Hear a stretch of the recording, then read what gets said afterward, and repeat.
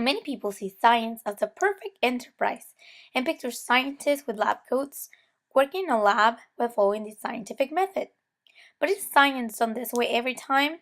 How confident do you feel that anything done in a scientific name has been done ethically and tells the truth?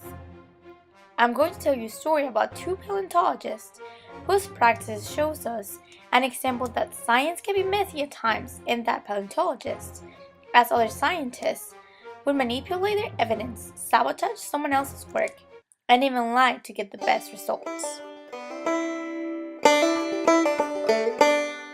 The field of paleontology flourished during the second half of the 19th century when two remarkable Americans, Edward Junior Cope and Othniel Charles Marsh, guided by their passion for discovering and studying fossils, classified over 130 new species of North American dinosaurs.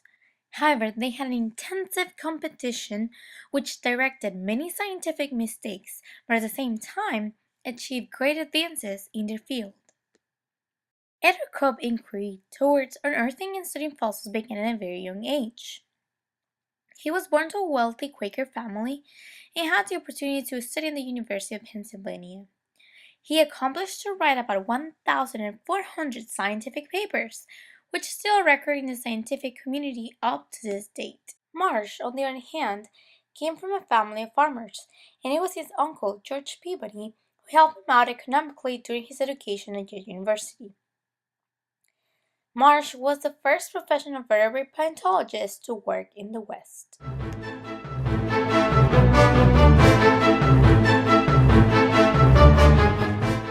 In one occasion, Marsh pointed out to Cope that he had mislocated the head of the aquatic reptile Elsposaurus in place for the animal's tail. This event reached the newspapers and Cope tried to collect all the publications that included the mistake. However, Marsh was not free of committing mistakes.